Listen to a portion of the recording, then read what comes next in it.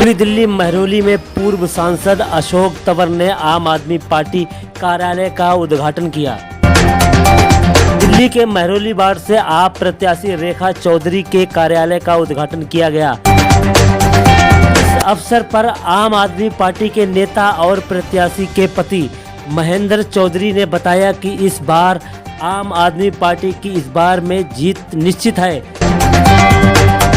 निगम में बीजेपी की पिछले कई सालों से सरकार है। बीजेपी के निगम पार्षदों ने कोई काम नहीं किया है। देखिए हमारे संवाददाता शाहनवाज खान की खास report BBC 24x7 news Mehrauli दक्षिणी दिल्ली।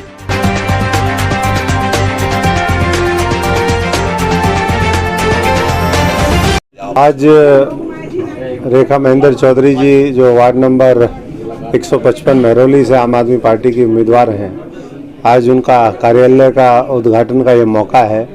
और ऐसा शानदार कार्यालय का उद्घाटन मैं समझता हूँ कि जब सांसद का चुनाव होता है, विधायक का चुनाव होता है, उसमें भी कई बार इस तरीके के कार्यालय उद्घाटन का जज्बा नहीं देखा जाता।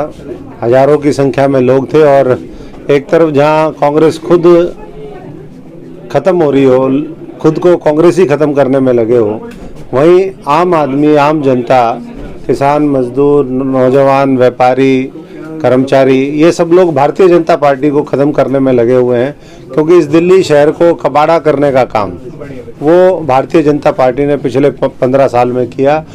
दो तरह की दिल्ली बना दी। एक भाजपा की जो दिल्ली है वो कूड़े करकट वाली दिल्ली है, और जो आम आदमी पार्टी की दिल्ली है, केजरीवाल जी की दिल्ली है, वह साफ़ सुथरी दिल्ली है। तो उस साफ़ सुथरी दिल्ली को आने वाले समय में और बेहतर बनाया जाए, महरौली का भी उसका फ़ायदा मिले।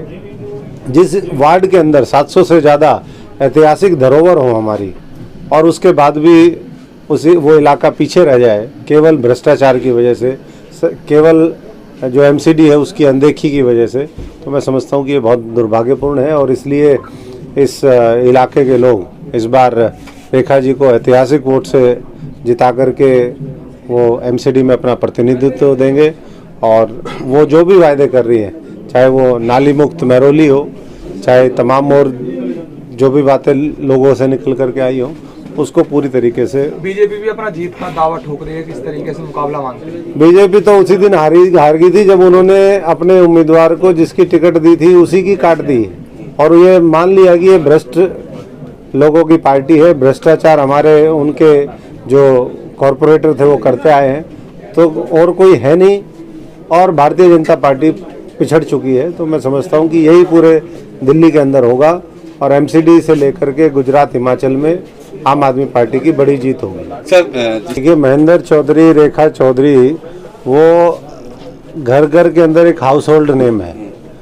चाहे वो कोविड का मामला हो, चाहे महेंद्र जी के अंदर जज्बा, और उसी को लेकर के वो राजनीति में आए थे कि किस तरीके से नौजवानों का भविष्य बेहतर बना सके। उन्होंने यहाँ पर 18,000 बच्चों को स्पोर्ट्स की ट्रेनिंग दी, क्रिकेट की ट्रेनिंग दी, स्टेडियम बनवाए, और आने वाले समय में और वर्ल्ड क्लास स्टेडियम यहाँ पर बने, इंफ्रास्ट्रक्चर यहाँ पर तैयार हो, वो उनकी सोच है। तो इसलिए लोगों के प्रति उनका एक आत्मीय भाव रहता है।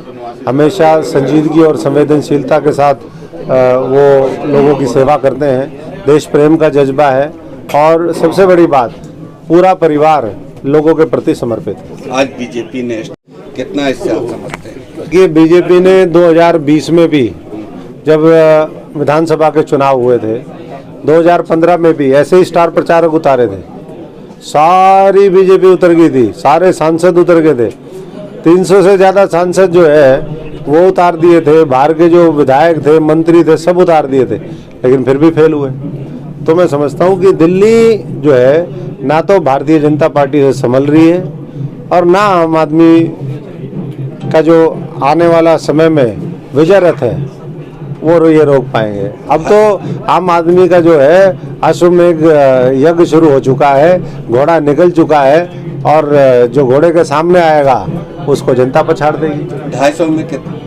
250 में मैं समझता हूँ कि जैसी आम आदमी पार्टी की हमेशा सक्सेस रेट रहती है, आम आदमी पार्टी 90% से कम तो ना लेती है और ना जनता उनको देती है।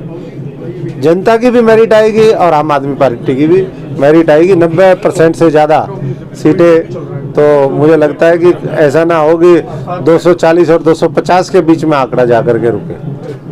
देखिए, लोग परेशान हैं गंदगी से, टूटी सड़कों से, भ्रष्टाचार से, तो लोग खुद निकल के आ रहे हैं अपनी एक स्वेच्छा से। एक आंदोलन का रूप ले लिया एमसीडी इलेक्शन ने दिल्ली के अंदर, और निश्चित तौर पे दिल्ली के अंदर जो हमारी सरकार बनने जा रही है, 200 प्लस सीटें आ रही हैं हमारी आम आदमी पार्टी की, तो ये लहर नहीं है, लोगों की परेशानी है। ये परेशान हो गए हैं लोग 15 साल से। जो भ्रष्टाचार हुआ है इस दिल्ली के अंदर, लेंटर माफिया जो पैदा हुए हैं, नेताओं का काम करने का होता है, वो काम ना करके लेंटर माफिया बन गए सब। परसों मैंने सर्वे किया था, क्या कहें? वो ईश्वर का काम था, मैं गिनवाना नहीं चाहता हूँ कि ईश्वर ने विपदा लाई, हम कुछ ना कुछ गलत कर रहे थे सृष्टि के ऊपर। शुरू के जब 15 दिन थे लॉकडाउन के, जब लोग बाहर भी नहीं निकल सकते थे, तो अपने एक भाई डीसीपी लगा हुआ था नई दिल्ली के अंदर, उसने मुझे एक पास बना के दिया। मैंने 350 ऐसे लोग थे, इलाहाबाद तक गया मैं, जिनको यहाँ से महरौली से वहाँ शिफ्ट करने का, अलग अलग जगह से लोगों को लाने ले जाने का काम किया, जिनके घर में छोटे छोटे बच्चे लॉकडाउन में बंद हो गए थे। तो ऊपर वाले का काम था, ये गिनवाना मुझे खुद पाप लग रहा है। मैं मुद्दों के ऊपर जो केजरीवाल साहब कर रहे हैं, मुद्दों की राजनीति करना चाहता हूँ। महेंद्र जी, जिस तरीके से कोविड के समय रमजान का महीना था, आपने रोजेदार के लिए इंतजाम कराए, मुस्लिम भी काफ़ी खुश हैं, और जिस तरीके से आरती का टिकट कटना, क्या कहेंगे? देखिए, पिछली बार सारी की सारी टिकटें उड़ा दी थी। इन्हें पता था हमारे नेता भ्रष्ट हैं, चोर हैं, तो उन्होंने सारी दिल्ली की टिकटें बदल दी।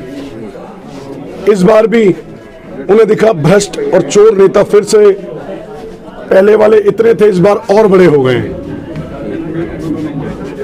और वेल बन गए, वेल मछलियां जिसे बोलते हैं। पहले छोटी मछलियां थी, फिर बड़ी हुई, अब 15 साल में वेल मछलियां बन गई। इतने बड़े करप्शन का भंडार बन चुकी है कि इन्हें टिकट दे के भी वापस लेनी पड़ रही है। कि एक होती है जमानत जब्त होना, जमानत जब्त होना, फिर भी वोटिंग काउंटिंग होती है, लेकिन लोगों के साथ जब गलियों में इन्होंने वार्तालाप शुरू किया, अपनी कैंपेनिंग शुरू करी, तो लोगों ने प्रॉपर इन्हें आईना दिखाया, ये लोग हैं कौन, भ्रष्ट और चोर है, इनको इनका ये आईना दिखाया, इसलिए इनकी टिकट काटी गई। आज अशोक तंवर जी,